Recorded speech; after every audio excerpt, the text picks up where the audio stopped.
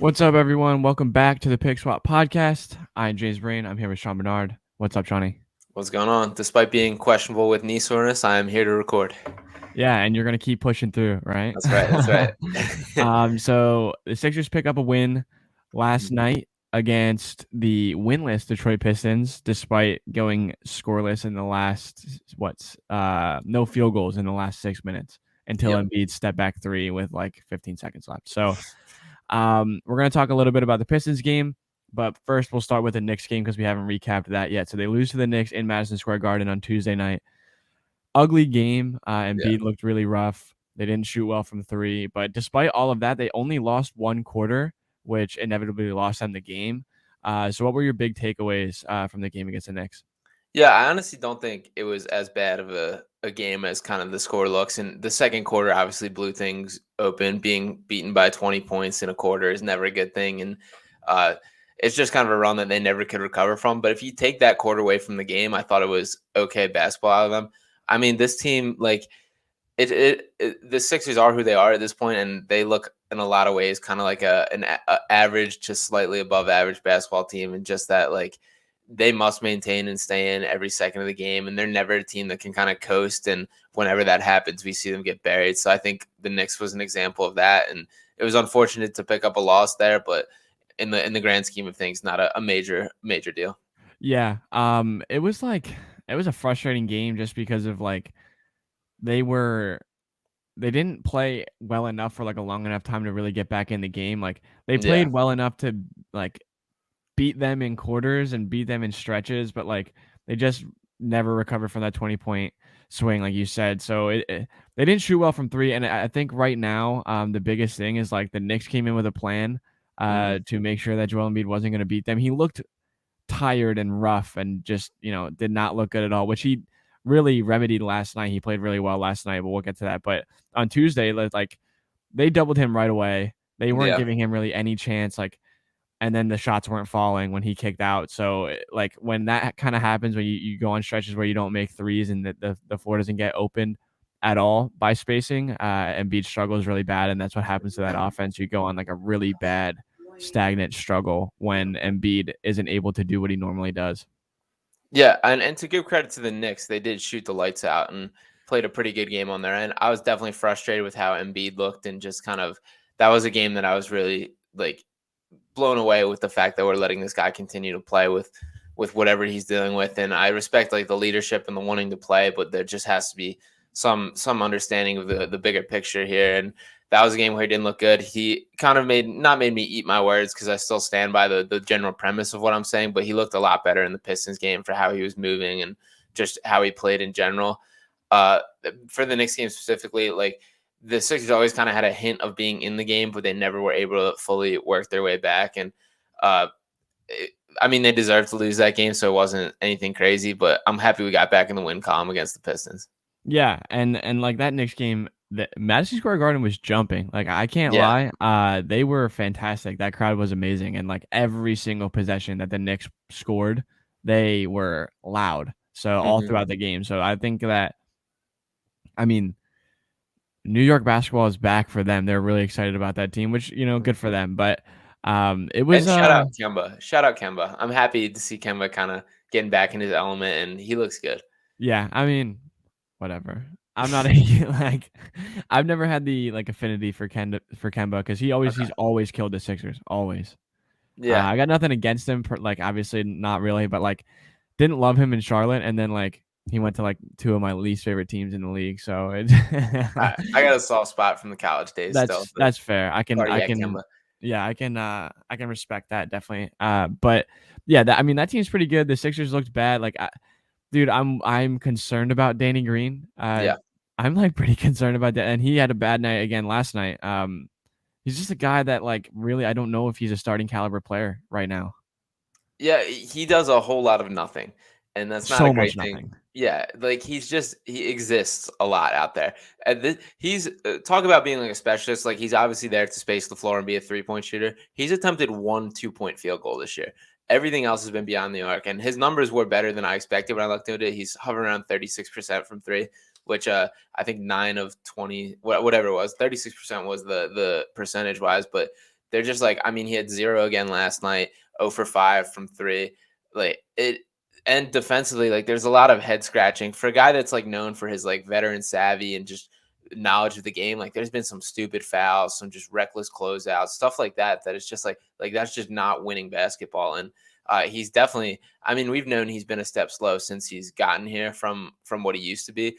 But like the thing that I guess like I get stuck on is I don't see like a clear replacement for him on the Sixers right now, and we still need the skill set for what he does. He's just not good enough at what he is supposed to be doing. Yeah, that's what I'm like.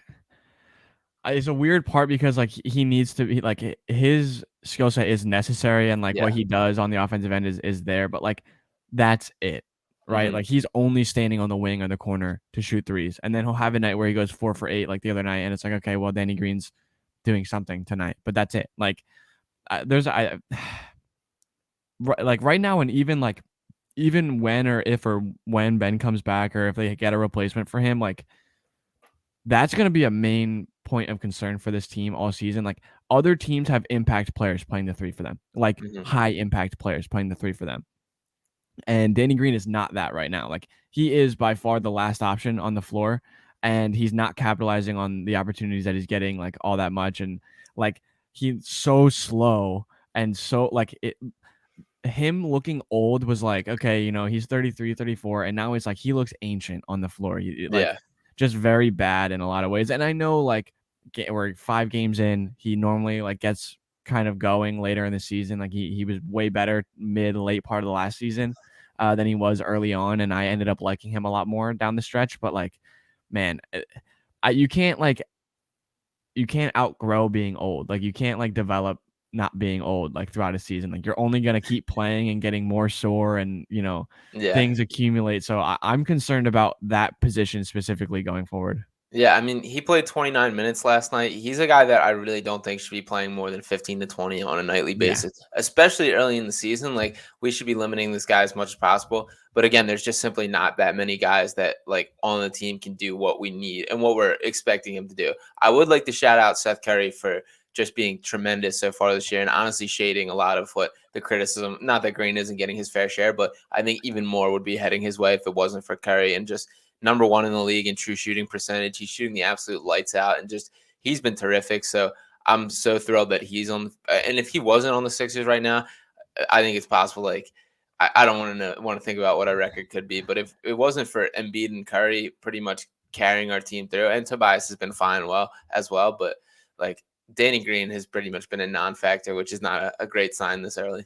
yeah, not at all. And like going forward again, that's going to be a major concern of mine because like even in games where the numbers he puts up are good, like he was 4 of 8 in the Knicks game, and I was just like I don't want him to shoot the ball like unless it's wide open in the corner. Like I'm just not confident right now. And again, he's probably going to end up hovering around that 40% range, and he'll be good in that sense. But like, I just want someone that can do that, shoot 38% ish, but also attack the basket, Yeah, create plays. Like, and now the defense, the perimeter defense is where like a real struggle right now. Because like Tyrese Maxey looked better last night. I won't lie. Like a big thing that I had on him over the first few games was like reckless closeouts, bad closeouts, like either yeah, sprinting past the guy, chasing after a steal, or just watching his guy like catch and rip right through. Last night he did a better job at that. But like Maxi Curry Green is your perimeter defense is not good.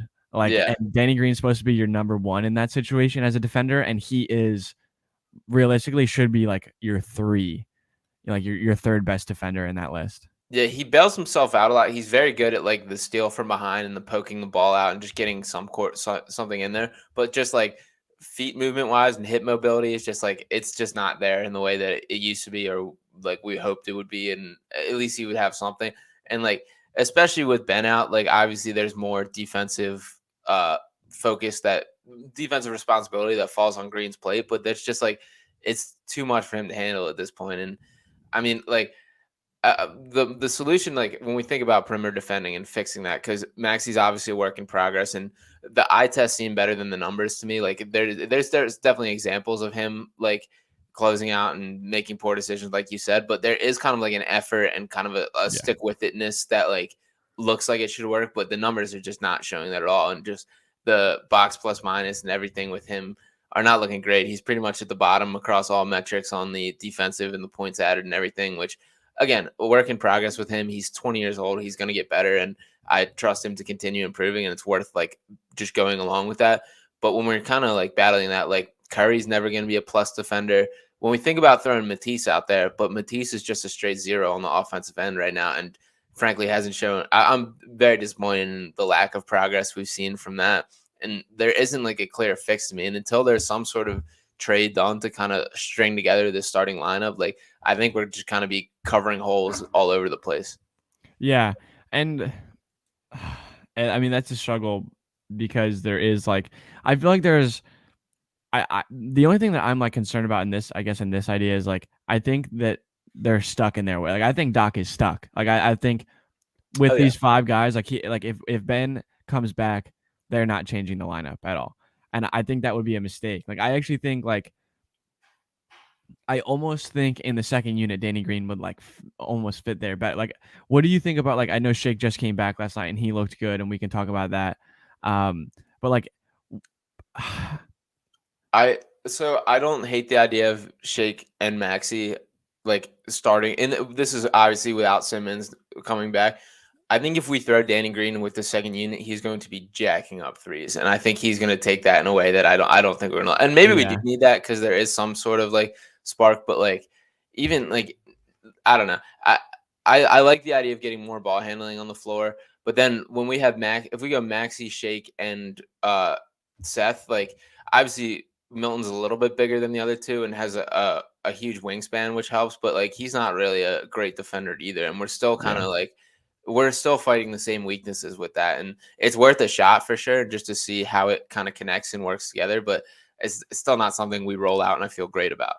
Yeah, that's true. And it's difficult because they're like, where Matisse lacks is like everything offensively, and he's such a good defender. Like just watching him work in a game like last night where he's taking one guy out of the game. Like he comes in, he's locked on Jeremy Grant, who like when he was on Matisse, like when Matisse was on him, did not play well. And then he's also just like causing havoc all over the floor.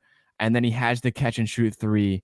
Like, like if he Yeah, could just do that, if he could just do that, and he had the cut and the steal and the dunk, like there's all these things that he does do that like it's just never like put together at the same time. Like if he could do those things in the one per like the one catch and shoot, if you could do that three times, and even if you make one out of the three, like that's fine. But like it's just such a struggle with these guys because like they're on the peak of that development stage. Like Matisse should be like getting into form. Like we yeah, should start seeing the version of Matisse that we're going to continue getting. We should start seeing the version of Shake Milton that we're going to get. And like he did play well last night. He's a guy that I think like could end up like coming back and having a better season than he did last year. But let's move into this Pistons game a little bit. They were up huge, up big. They end up blowing this lead in the fourth quarter. It gets close. Embiid has to go back in the game. He hits the dagger, which was just incredible. We talked about Embiid a lot. 30 and 18, 19 in the first half. Like he was incredible last night. What did you see from him specifically?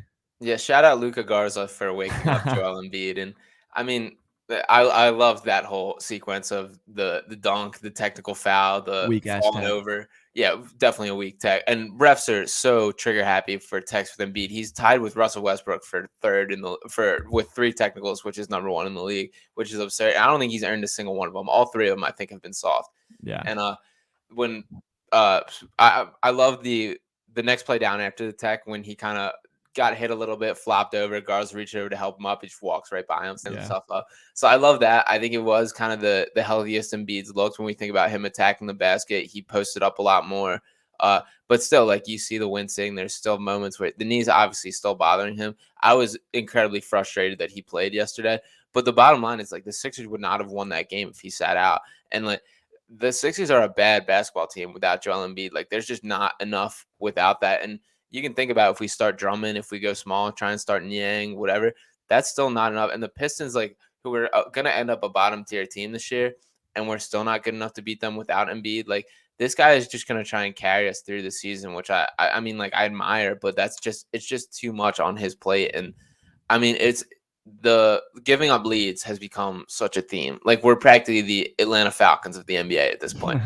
And it's kind of the same story that everyone can see it coming. Like even when we're up 20 points in the third quarter, like we were last night, it's just like everyone knows what's coming. And it's just sitting back and waiting. And for that, it never feels like we have that like step on your throat, like game over moment. And sure, like the end of game is just as frustrating, and we're lacking closer with that. And I will still continue to go to bat for Embiid with just like if there is another perimeter creator, like everything gets easier, and just him having to do like even the dagger, the step back three at the end of the game, like it's absurd that he is just even doing that. Like, why do we have no guard play that can just do things that like he's a 7 foot man handling the ball. He had the crossover behind the back pass to Maxi. Like these Dude. are absurd things that like respect that you are able to pull him off, but it's crazy he's even asking. So I mean, without Joel Embiid, this team is pretty much nothing at this point. And I'm happy we got a win, but it was a frustrating win, is I guess the best way I can put it. Yeah, but it was fun for a little bit. Like the Yeah, for end of the sure. third quarter, super fun. Like watching the Matisse and Furkan like Love it. little stretch that they had. Like Matisse had a steal and a dunk, and then Furkan hit the deep three, and they called the timeout. And like I was like, oh, this is the Sixers are fun again. And then it was like, nope, they just went right back into their ways. And I mean, like I don't know, man. I'm not gonna I'm not gonna rant about Doc Rivers right now because I think it's just like a mute point. But man, something's got to change. And like if this is something that keeps happening, like it happened in the playoffs, and everyone was like, "What the hell?" Twice in the span of 3 games. First, like literally the first chance you play an actual basketball team in this season, it happens, and then it happens again. And like last night, like they can't play in the fourth quarter. Like second half of the fourth quarter, they are like next to nothing. They don't do it even with Embiid on the floor. Like I don't what is it? What is it that they're doing? I I wish I had a direct answer for it. It's tough. There's way too much of, and once again, I understand Joel Embiid is our best player. I just hate to like give him the ball and watch. Like, Yeah, do something to get this guy open. Do a little get screened the bottom, set him up, get him on the block, do something. And he went to the post a lot more last night, which I was thrilled about. Got to line a and the free little throw more. line. Yeah, Yeah, which his free throw numbers prior to last night were about half of what they were last season, which is to me a huge indicator of his health and his unwillingness to kind of bang with his body and just attack. And I was happy to see that more last night. The 18 rebounds is absurd, by the way. crazy. There's nobody else on either team that had more than 6, and he's doing this on one leg. Yeah, Uh, but back to the fourth quarter stuff, like I would love Tobias to just become like there were periods of time last year where he did become that guy where he was like banging the fourth quarter. He was a bucket down the stretch. And I feel like we have not seen that this year. And I mean, now the responsibility falls on him just based on the personnel that's present. And I need to see it. And there has to be some help to Embiid. yeah, dude, it's bad, and it's like again, this is our guy Tiago from TPL pointed it out. Like against the Nets, Maxi multiple possessions in a row, handed the ball off, ran down to the dunker, and Yeah. stood at the dunker. Like you're 6'2" point guard. That's stupid. Like Yeah. I don't care who you are. That's dumb. That doesn't help anyone. Nobody. Even if Embiid makes that skip pass, there's what is Tyrese Maxey there doing? Like the way to use Tyrese Maxey, like I think 101 when you look at a point guard that plays the way that he does, definitely not that. And I know, like again, I don't want to go dip back into what we went through in the playoffs, but my God, that was Ben is passive. Ben doesn't do this. Ben doesn't do that. That's what he did with Ben. That's Yeah. the exact same thing he did with Ben. And granted, Ben is a 6'10" player that can set great screens and has those intangibles, and it makes a little bit more sense.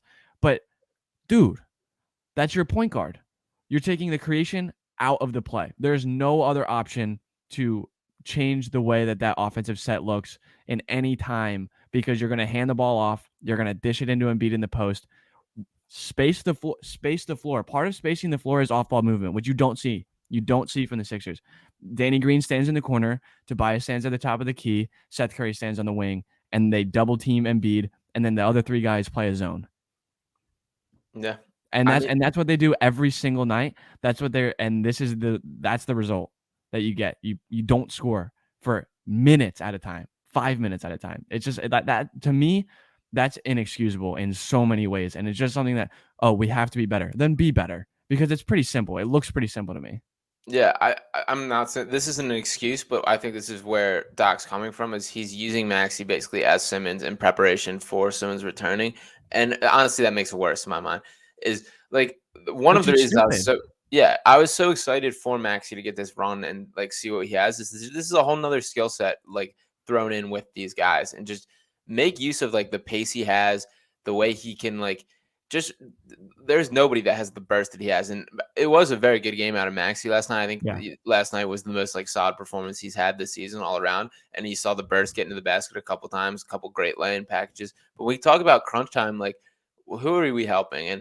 And even if Simmons is like back and in that role, like once again, what are we doing here? Like we've seen this story before, and just schematically that like that's our down the stretch offense is like why does anybody have to be in the dunker spot, to be honest, is my thought process is like I get this great like screen and the skip pass and that's where the logic is, but like let's try something new, like maybe how stagnant the offense gets down the stretch when it's just like the stand around and watch, like move around, like nobody needs to be just standing there setting screens for a whole 24-second shot clock.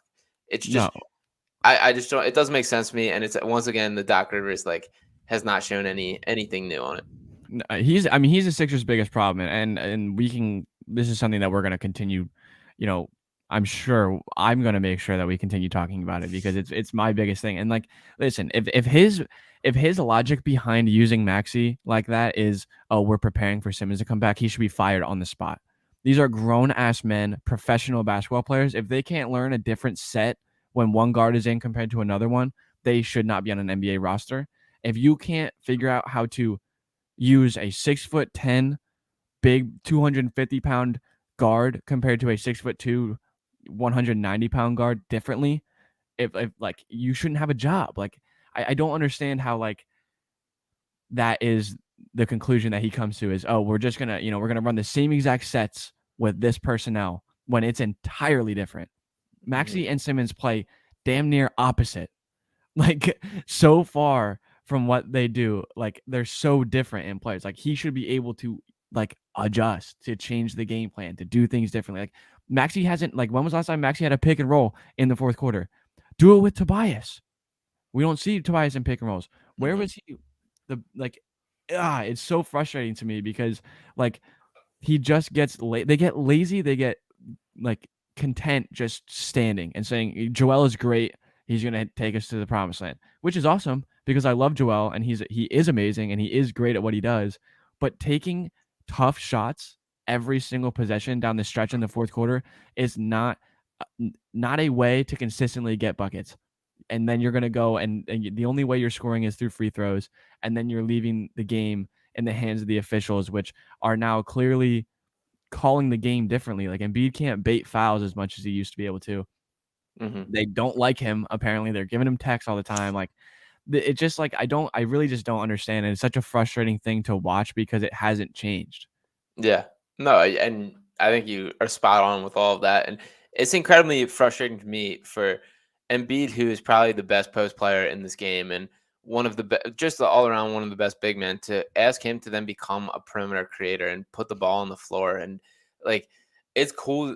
Again, it's cool that he can do these things, but ask him to do it is just insane. And this isn't going to change until the roster is changed and until there is a guy that we can lean on. And Curry's been great, but he's not a guy that's a like ISO get a bucket. Like he's more, and he's shown it in flashes, but he's a guy that like he's a complimentary great scorer and percentage wise terrific. But there needs to be like I'm even getting close to a CJ McCollum type, and just anything that a guy that can just go out and do it and has like the hooper mentality in it. Like that's what this team is missing, is we don't have a guy that's just a pure hooper like that. And pairing that with Embiid would change the game and open things up. But until that happens, I think we're just once again we're covering holes all over, and there's always a little bit open.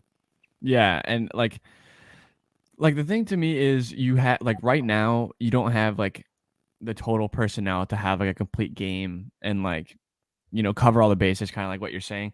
But like there's no creativity, and like again, it's like he literally has like a football staff. Like Doc Rivers literally has like an offensive coordinator and a defensive coordinator. What are you guys doing?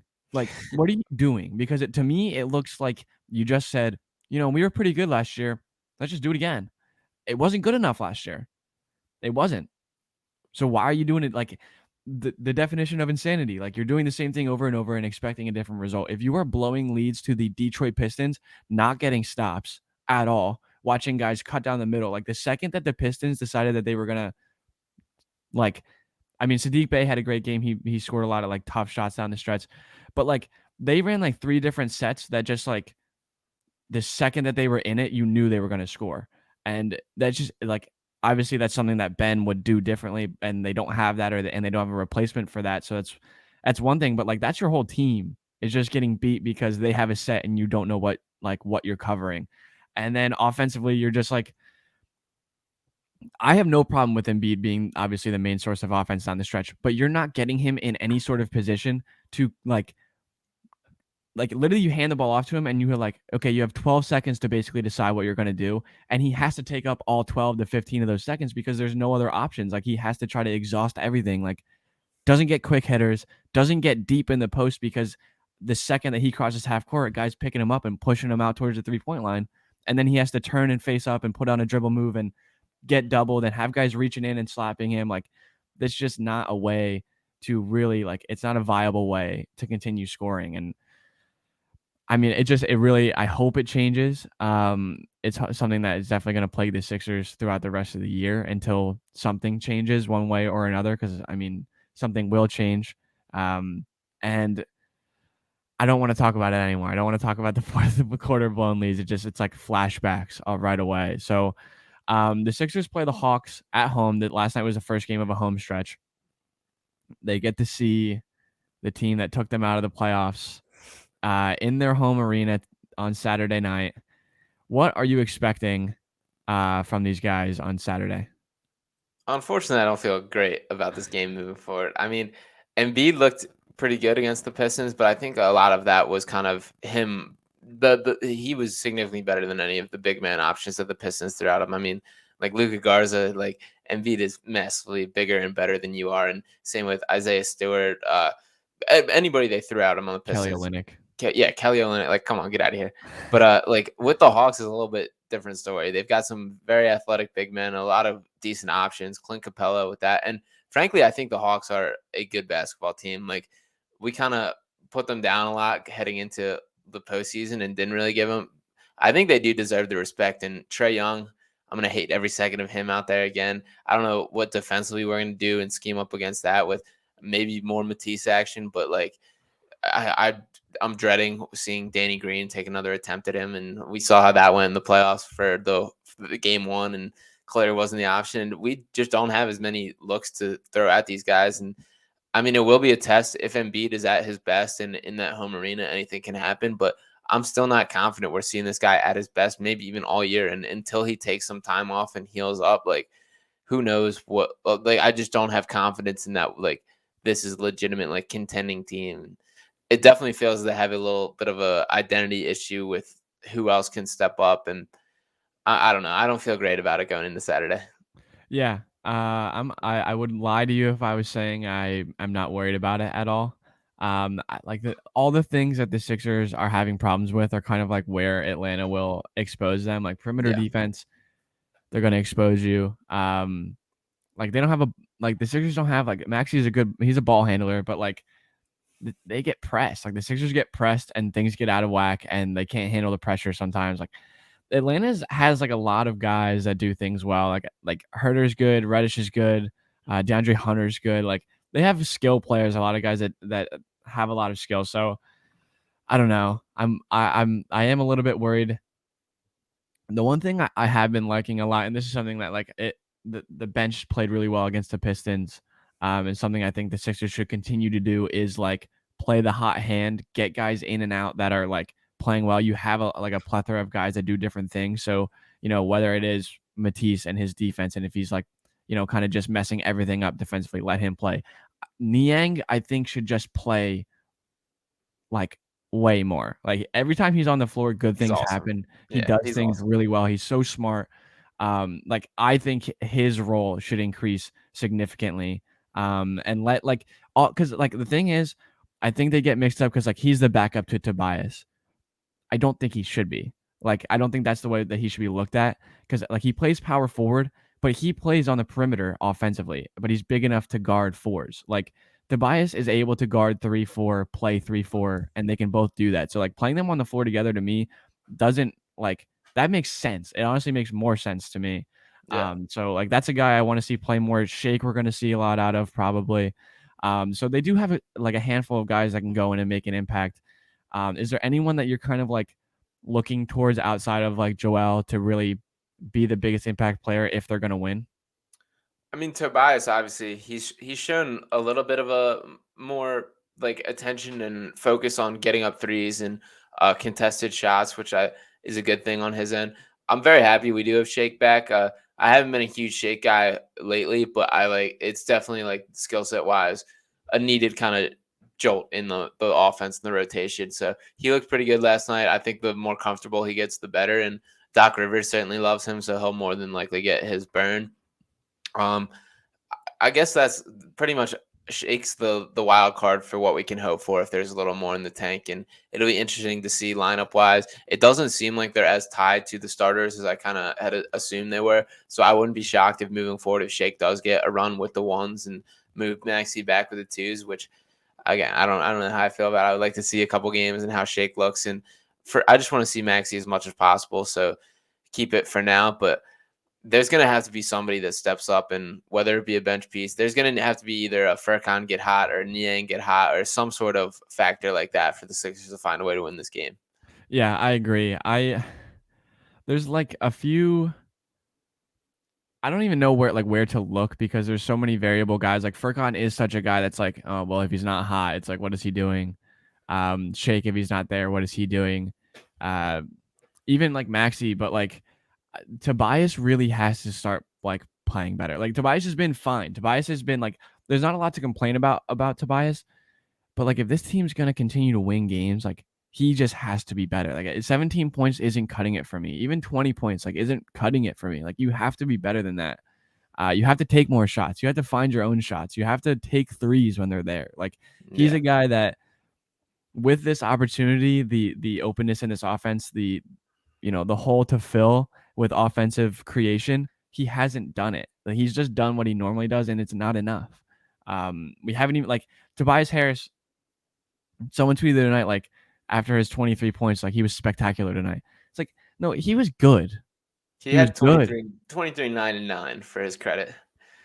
Is that spectacular to you? Like, is that like enough for you? Like, I don't know. For me, like, I need more. Like, that's a very good game. And if he was doing that consistently, I'd be like, okay, great. But like, then he comes back and gives you 17. So it's to attack your real quick your Ben Simmons thing. That's a better stat line than you get out of Simmons on a nightly basis, and that's a very much kind of the Simmons esque does a little bit of everything. And to me, Tobias has picked up a lot of the role in like the especially in passing and distributing and just running the offense a little more and just like he has been more well rounded than I guess he has in past years, and you see him trying to get involved more. And like I haven't been I'm not hating what I see out of Tobias yet, and like there certainly is more, but and there's a ton on his plate right now too, which the contract indicates. So I'm not making an excuse there, but like that I thought the 23-9-9 game was a very good game out of Tobias. Yeah, it's a very good game. Like, and his best so far this year.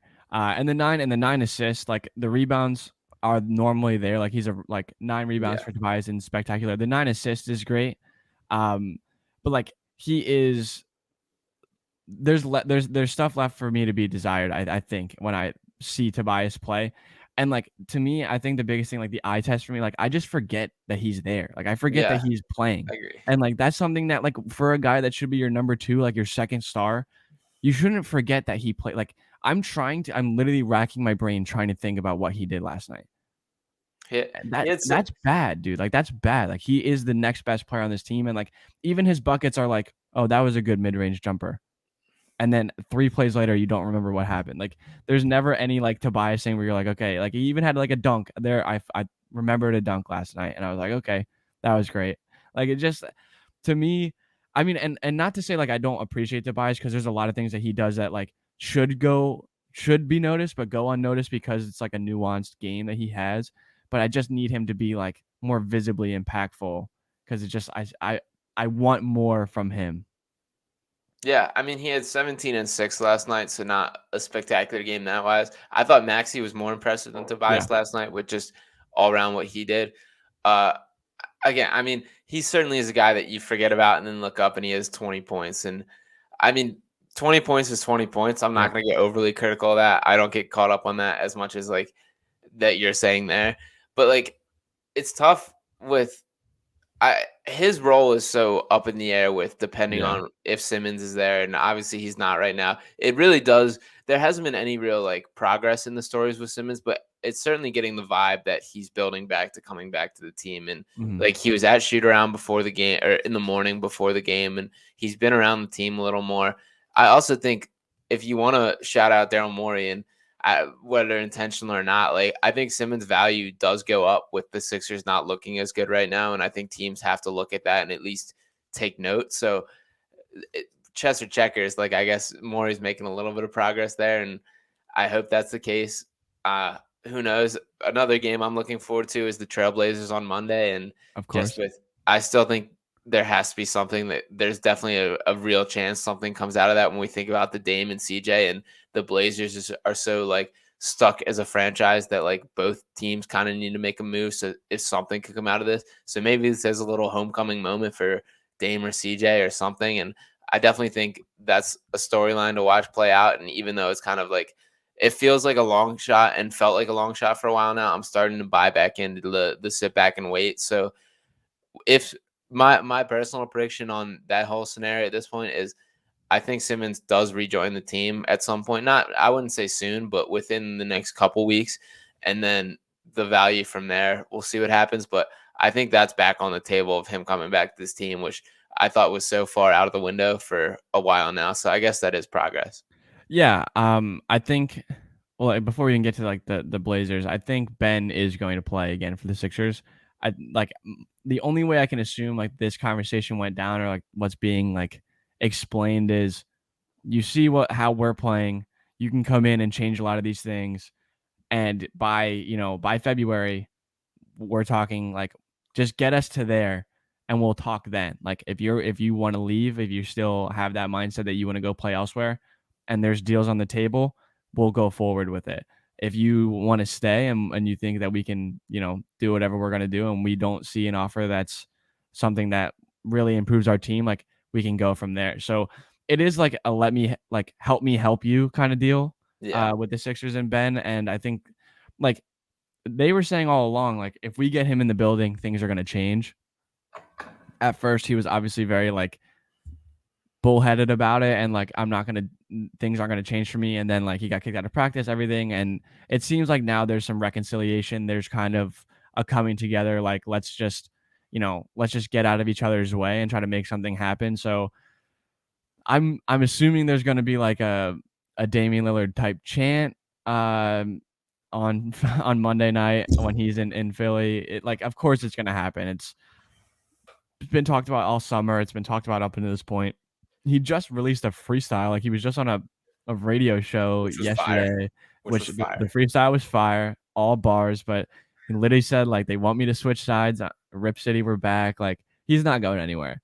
I think the only option becomes if McCollum is on his way out. If they're trying to change that, and like I don't know. It's hard to describe. It's hard to know what Daryl Morey's thinking in terms of like his impactful player or like team altering Difference maker. player. Yeah, the difference maker. I don't know if CJ McCollum is on the list of players that is a difference maker for Daryl Morey, like to me and you maybe, but I don't know about him. Like he is he's has his own way of doing things. So but he's done a very good job thus far. So it'll be interesting to see. Like you don't think that like that game at home is gonna change anything, like actually change anything, right? No, no, I definitely don't. But I definitely think there's going to be a lot of Chatter. it's fun that it's happening. Yeah, a lot Yeah. of chatter there. As far as the Simmons stuff in general, like timeline wise, what I think kind of makes sense is he's obviously still kind of getting his stuff together and figuring out the off the court stuff. They have this little homestand, the Blazers or the Hawks, Blazers, Bulls. Then they go away against the Pistons and Bulls again, come back for a 3-game homestand, and then they're on the road for 6 straight on all West Coast LA teams. If he can join back, this starts on November 13th, so there's still like a little over two weeks to get ready for that. That makes a lot of sense to me to send him on that, and he can play 6 straight games on the road. No Philly fans there.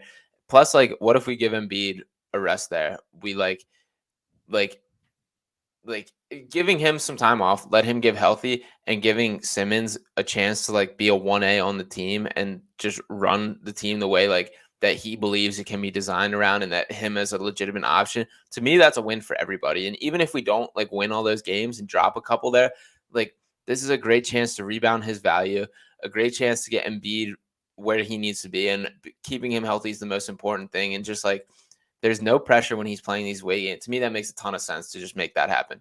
Yeah, that's a good way to put it. I haven't even really checked out the schedule like that in depth, but that would be like I think he's gonna have to come back in an away game.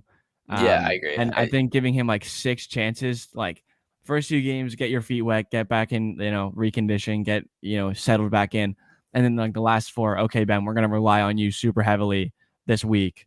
Like come in, the ball is yours. Everyone else is kind of in the understanding like this is your time to do whatever you feel fit. Like we're back. Let's just go, do whatever you got to do, and then come back to Philly. And if he plays well in that stretch, like genuinely, I actually think at this point, like if that were to happen and he played at least like to his standard or even above a little bit, like if he comes back to Philadelphia, they're winning some games or that he's playing well. Like I don't think people are gonna give like him that much shit for it at that point. Like he comes back to Philadelphia, they're playing fine, and Embiid comes back. Like I think they'll be okay. So I mean, Yeah.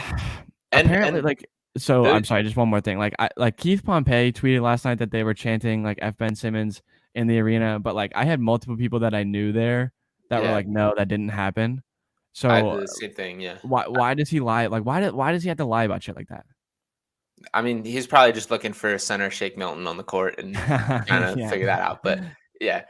Yeah, I also had the same thing from I knew people at the game who I also said that they didn't hear any chants, and so maybe it was like a real small corner of people or anything. But honestly, I do think the Ben Simmons hate has died down a lot, which at this point, like, there's no reason for it to. Obviously, he's done some wrong and done a lot of wrong, and he's still not a guy I feel warm and fuzzy about, or I think anybody does. But there doesn't have to be the brutal outward outburst, especially if he's there and present and everything. And to circle back to the road stand there, if we give him this chance, the matchups are against the Pacers, Jazz, Nuggets, Trailblazers, Kings, and Warriors. So not that they're any bad teams, but those are all somewhat winnable games and a fair chance and auditions for your West Coast teams, my guy. There you So go. let it happen. And I think I'm pretty much tuning into why that makes sense. But I do think it's crazy that we're kind of talking about that this may be a realistic option.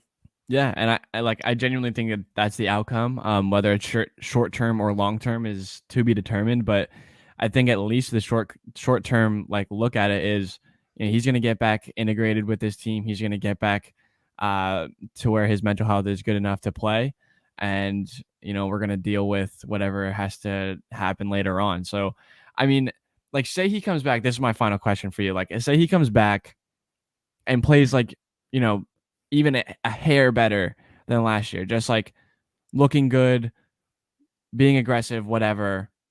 Like how long like I'm assuming you probably don't really ever want him to be fully back part of this team or you see there's better options out there, but like how much does it take for him to like for you to be like, okay, like we're look a lot better with Ben. Like maybe we should roll with this.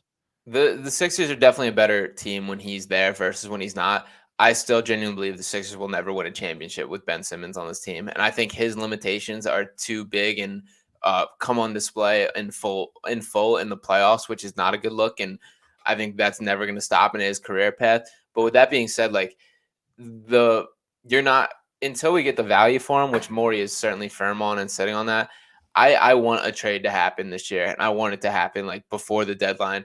That I don't want to waste another year of Joel's prime, and we have to have like a legitimate contender this year. And shipping Simmons off for even if it becomes the like CJ McCollum and whatever, like I can live with that more than just running it back with Ben Simmons. And I think him coming back on the court and coming to play is the first step to getting that done. So I'm absolutely about that for the moment, but I don't think there's anything he can do to buy me in long term. I think even if I just can't even wrap my mind around if he does come out here and shoot threes and do things differently. But I don't think I long term, I'm still not a believer in Ben Simmons as a Sixer. Yeah, that's fair. That's fair. And like I used to say like, oh, I understand that perspective. I do like a lot more now. There's definitely like a lot of mutual kind of feelings of let's move on, and I can see that, but like I'm excited to see him back and just see the way that this team looks again with him, and for better or for worse, just at least have it all like displayed on the court, and you can move on from that a little bit better. It's like at least a little bit of closure. Like it felt like there was a little bit of that missing piece to like end their relationship. And if he comes back and it is what it is and they both end up moving on, like I feel like I'll feel a little bit better with that being the case rather than him never showing up and doing whatever it was. And if it ended there and they got a bad return, like I think that would have just been like so far and away like worst case scenario. So I'm glad it's at least progressed to this point. But that being said, like it's gonna be an interesting homestand here. The Sixers are 3-2. They catch the Hawks on Saturday night. Definitely be an interesting game. Saturday and Monday are going to be there's going to be a lot of headlines. There's going to be a lot of things to talk about for sure. And we'll definitely keep you updated on that. But for now, you can follow Sean at Sean_Bernard1. Follow me at JSBrain17. Follow the pod at PickSwapPod. We'll be back on Tuesday with another weekend recap. If there's anything else, what do you have? Anything else, Sean? Yeah, that's good for me. I think we're all good. So we'll definitely hear from you guys soon.